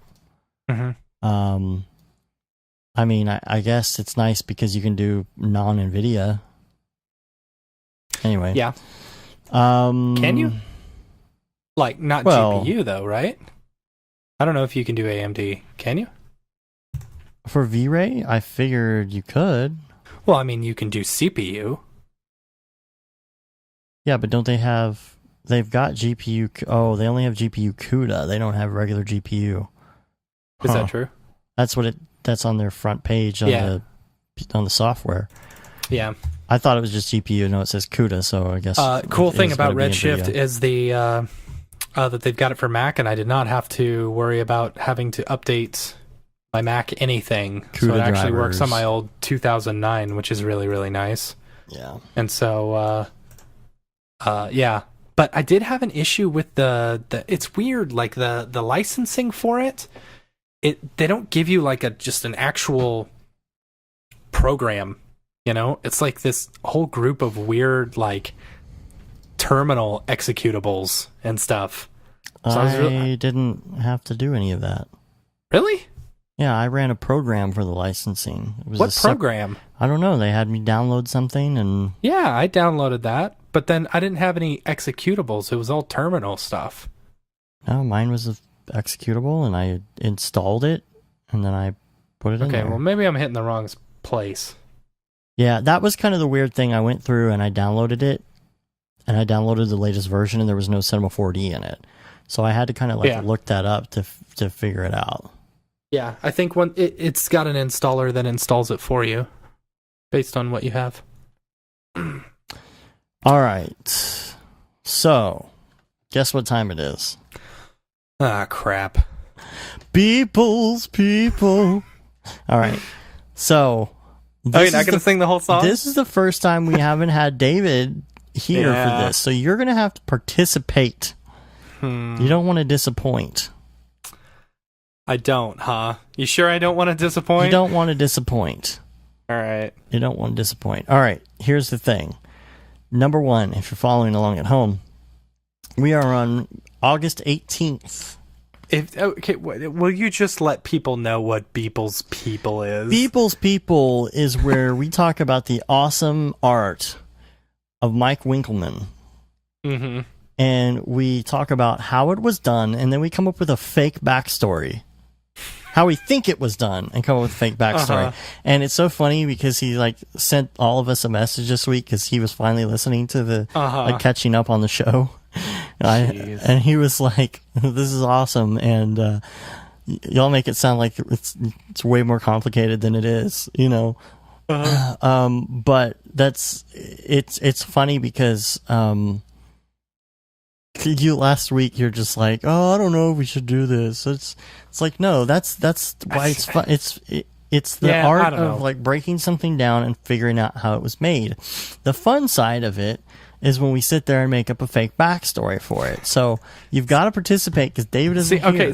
Okay, so all right, I'll participate. All right, so we're begrudgingly. We're going to Beeple's site. I can't believe this is still a thing. Twitter page. Going to Beeple's Twitter page if you're following along at home. I'm going to his Tumblr page. All right. There's light at the end of the tunnel. That's what he did on August 18th. It's called Fluff. Fluff. Is that one? August 18th. So Fluff? Yeah. If you would just go to the Twitter. I'm on his Ugh. All right. What's his Twitter? Beeple. Twitter.com/Beeple. All right. Okay, so this is really cool because it looks to me like it was done with something like Forester. Probably was. I'm pretty sure that he uses Forester. I don't see Fluff. How do you not? August 18th. 18th. Oh. Okay, so this is really cool. It's every once in a while he throws in an animated one. No, I'm gonna say that's not his daily. Thank you. That's not his daily. daily On August 18th was Deep Worship. Oh, so you're trying to come up with a story for something that's not a daily. Well, this is something else that he did. It was the VJ. All right, yeah, it is beautiful. We can do the same thing. It's really pretty. That's why I wanted to break it down. And it is a tunnel of grass and sunflower and like weeds and stuff with butterflies going through it.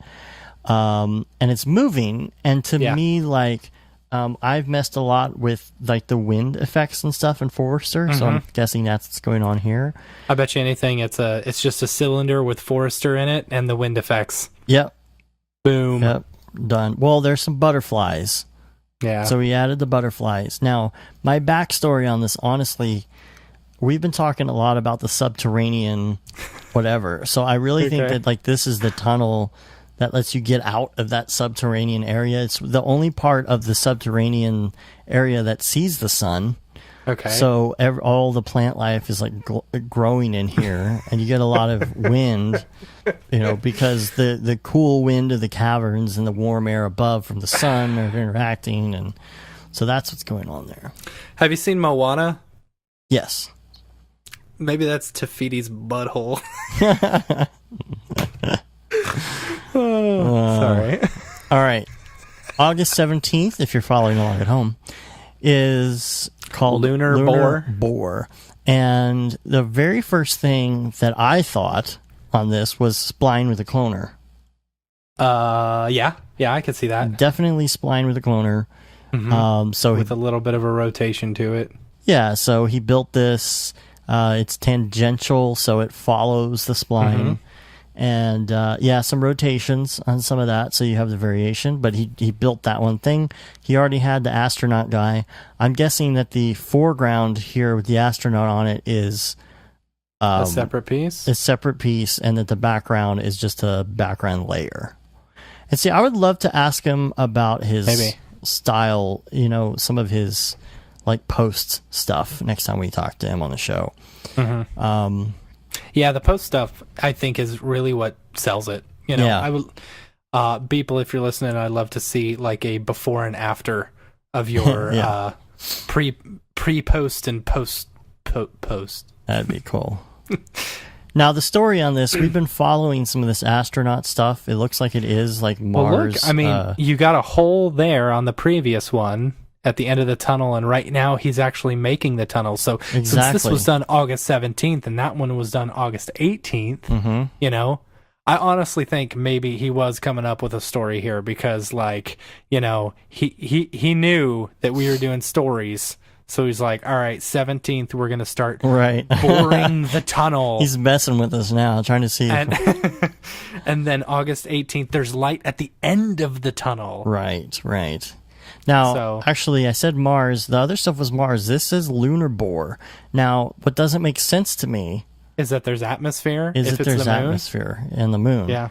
You know, it looked like the Mars stuff. Another planet, and on the other side of the planet is the grass, and in that, you know, you've actually got good levels of oxygen and stuff. That's why he's got to wear the astronaut is it lunar? Stuff. Is it if it's a moon? If it's a lunar, yeah. The moon is only the name of our satellite. So because when people say, you know, Saturn's moons, it's not really the correct terminology. It's considered a satellite. Actually, moon is the name. So, well, I'm looking it up on Wikipedia, and it says lunar refers to the moon. Right, to the moon. Right, that's what I'm saying. Yeah, lunar wouldn't refer to another satellite. So this means it has to be the future, to where we've actually somehow figured out a way to put an atmosphere on our moon. Yeah, it's got to be the future. I mean, you know, it's not. I mean, so or like, it could be the past. They're trying to bore to the other side where there is actually vegetation and stuff. Yeah. See, that's why there's already an atmosphere in there on the moon, because they've already created some vegetation that they're having to bore to. I think they could just move around. I mean, it seems like it would take a long time. It would be a lunar bore to sit there and wait for it. All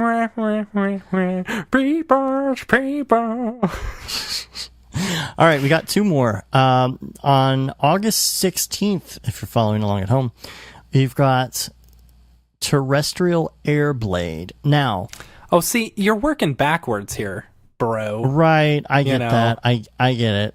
I know. So really, I mean, if there's a succession of story, yeah. Well, we'll go backwards from now on. We'll go backwards from now on. My bad. You mean right way? Yeah. Yeah. All right. The opposite way we've been going. So, terrestrial air blade. To me, okay. First of all, let's just get this out of the way. This is the future, and this is what Dyson has come to.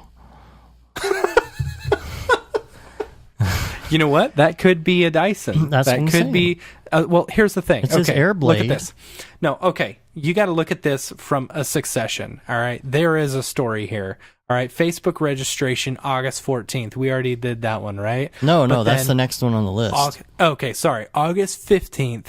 You know, you've got all these buildings and you got all this stuff, you know, that looks like it could be, you know, like that's a destroyed planet. So everyone's leaving and they're trying to terraform August 16th, the one we're looking at today, the terrestrial air blade. That is the beginning of the terraforming of the planet, right? So then there's been some terraforming going on the moon, and then lunar bore, you've got that thing going through because that's how they get to some of the already places that have been terraformed. Boom. Yeah, but this whole why would you write it off? Okay, here's the thing. Dyson makes the air blade. They also make this fan, like a desk fan. That's a circle shape like that. So, what do you think something's passing through that to go from one to the other? Like it forms like it maybe helps you speed up your spaceship by going through it. No, I think it's all about terraforming. Do you think that? But see, this looks more like Mars. Well, yeah, it could be Mars because it's red, but it's also got a little bit of an atmosphere, and this is helping create more atmosphere. Now, that's why in the next one, you got more atmosphere, you got more rain, less red. Oh, but from asking me to come up with a story. From the design standpoint, though, what I love, first of all, is the design of this thing, because Yeah. that was the main thing was for him, I'm sure, was like designing this piece. He probably didn't, probably didn't have that as stock. So that looks really cool, first of all. And then he just did an instance in the back there, or copied and pasted it. But I love, again, the post-processing on this.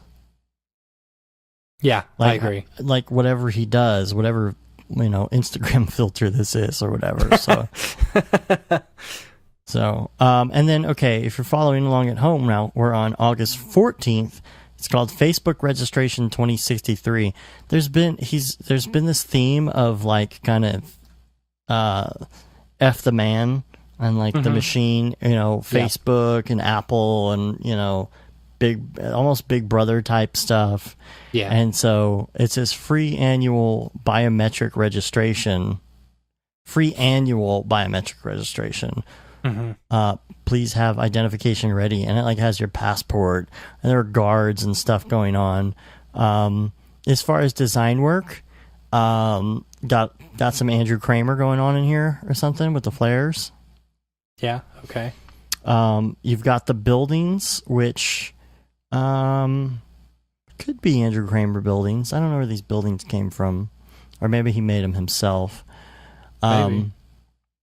And a lot of people lining up for the Facebook registration with a little Facebook logo on the back, like they're officers of Facebook. Design-wise, this seems less of a technical challenge and more of there was more of an intent, it seems like. Like he had this idea in his head beforehand, like it's going to be this Facebook registration thing. Like, you can either start out with like a technical challenge or with an idea of what something's going to be. To me, that's what it seemed like.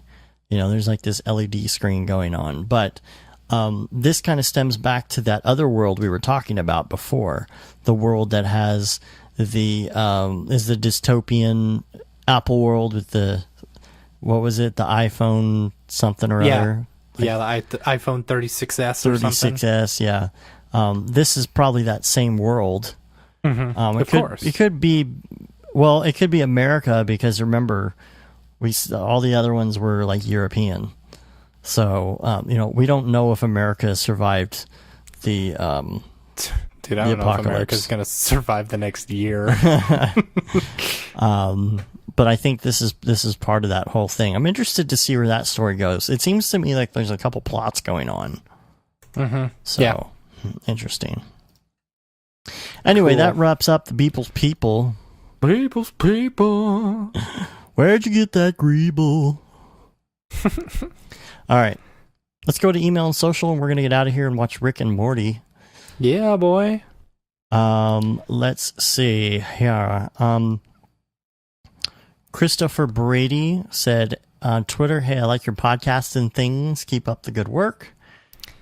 Is that a poop emoji that he added? A poop emoji. Nice. Then we've got, this is an interesting conversation with Gaten de Sabone.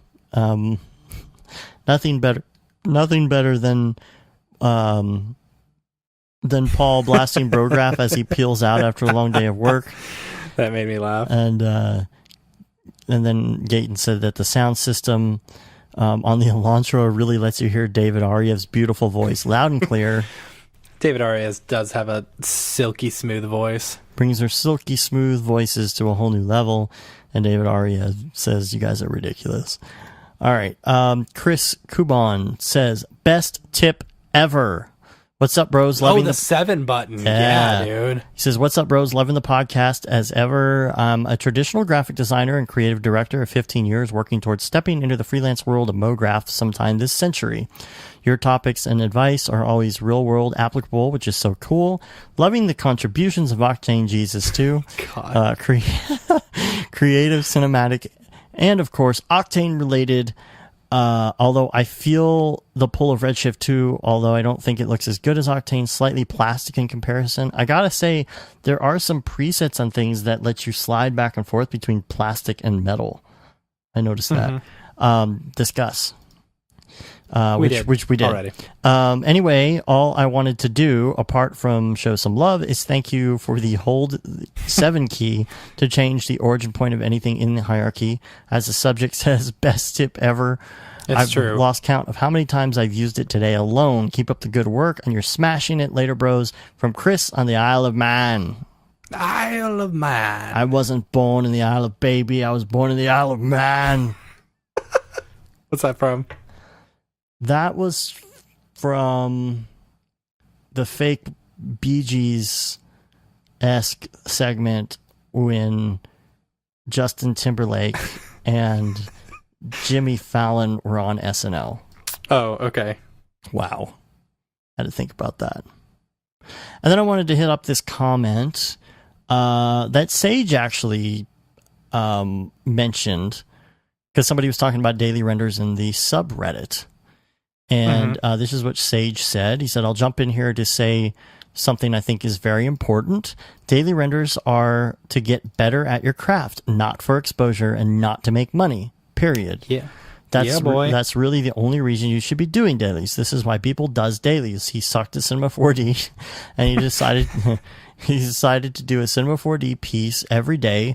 So he got better at it. Fun fact, his first year of dailies wasn't even computer related. It was drawing. It was a sketch a day. It was very common. And still is a very common teaching/practice tool in order to hone your craft. Every year, he's used it to learn and get better at particular focus of his craft. He even says so on his website about his current round of everydays. Instead of trying to learn new software, I will be focusing on some fundamentals like color, composition, value, etc., which is why his pieces have been so psychedelic this year. So you can tell he's recently turned to embedding more narrative and cinematic compositions over the past couple months. That's true. That being said, yeah, I mean, we got stories of him now, you know.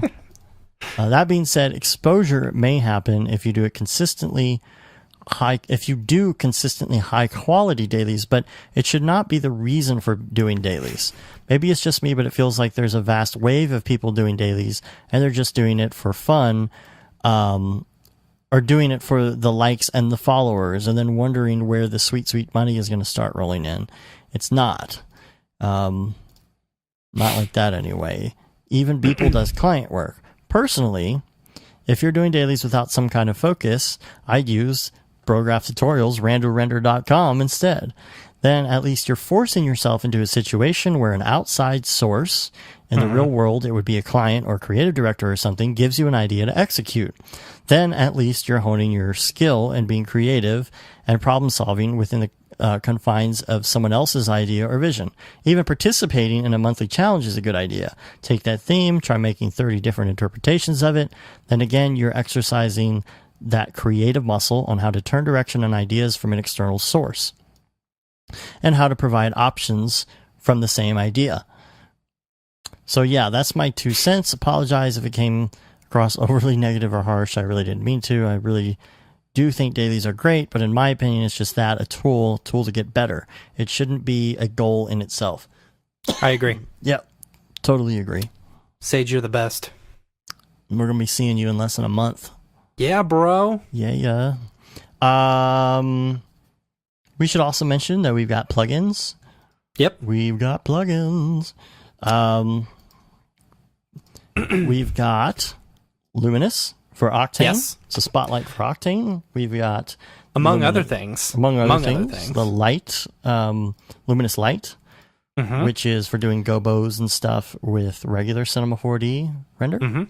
We've got Mograph Light, which works on anything that has Espresso built in.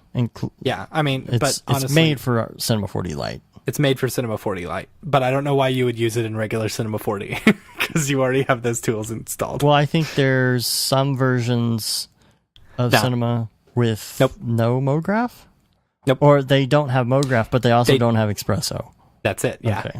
I think Broadcast doesn't have Espresso and doesn't have Mograph. So, all right, so it's only Cinema 4D Lite, and then what am I missing? Pixel Dirt Shader. Pixel Dirt Shader. We are an unauthorized retailer of that as well. So if you would like that and you would also like to support us, you can buy it there on our site. Yeah, and it is that.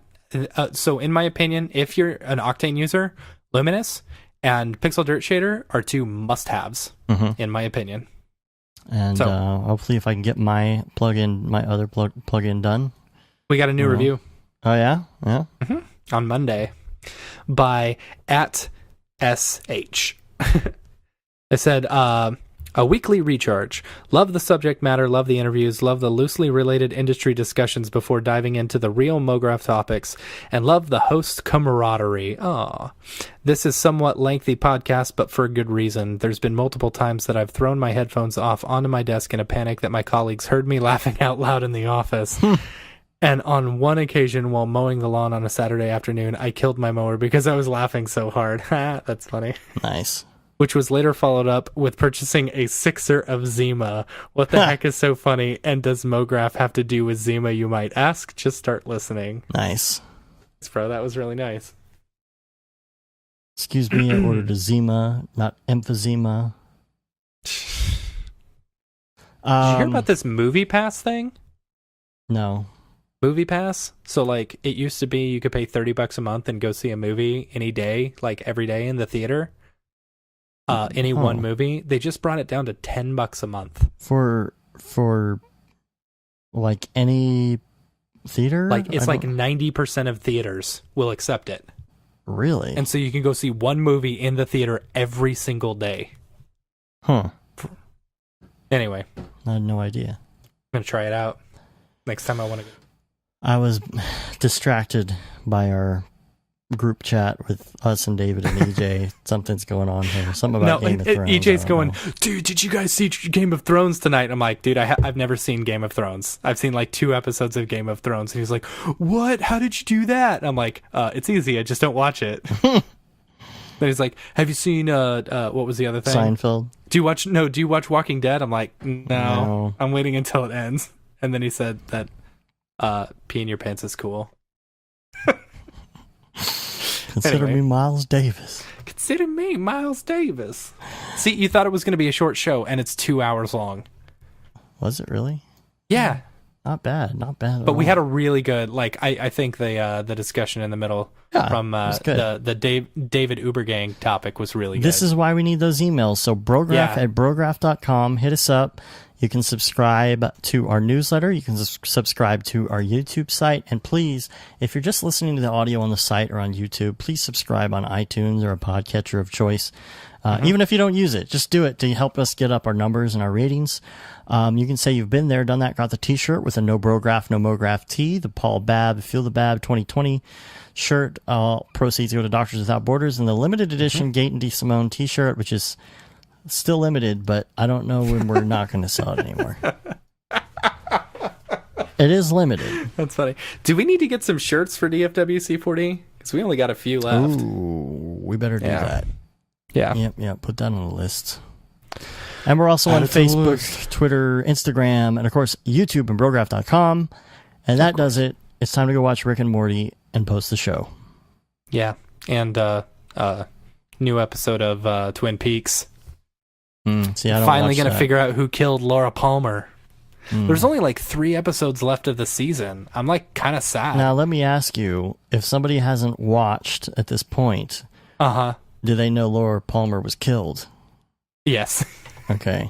You find that out in the very first episode. Okay, like, good. Honestly, you already know who killed Laura Palmer at the end of... Is it the end of the first? No, I think it's halfway through the second season. Yeah. So it is a weird show, but gosh, this whole like new season is so freaking good. I opened up my Facebook just now, and the first thing in here is one of my friends saying, "Am I the only person alive to have never seen a Game of Thrones episode?" That's funny. I'm sure somebody important died. So thanks for yeah, okay. I mean, that's what always happens, right? Everybody's like, oh, some big character died. I mean, that's the thing about Game of Thrones, is big characters always die. Yeah. So, you know. I don't know. Anyway, let's get out of here, I guess. let's get out of here. Until next week, I'm Dave. And I'm Matt. Have a good one. Later, bros.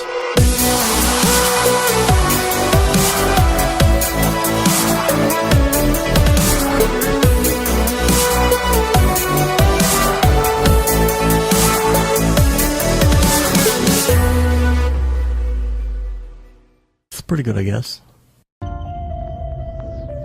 Brograph.com, an online resource for learning critical components of Cinema 4D and After Effects, specifically catered to help you prevail as a motion graphic designer. What's up, bros? Welcome to another Brograph motion graphics tutorial. We give you professional time-saving tips, shortcuts, and lessons that help give you an edge over your fellow designers. Not only this, but our new Brograph Talks help you in your file management, hardware configuration, and client relations. I love projects that scare me. When our art director comes to us and asks for something that I had never done before, man, it gets me pumped.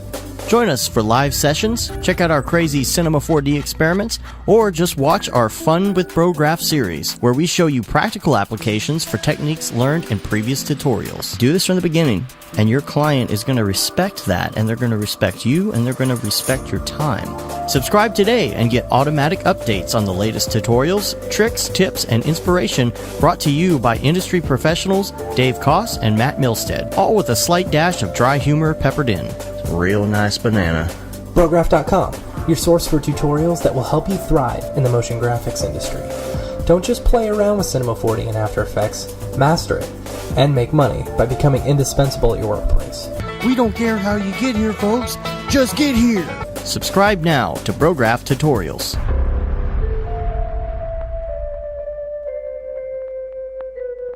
It's pretty good, I guess.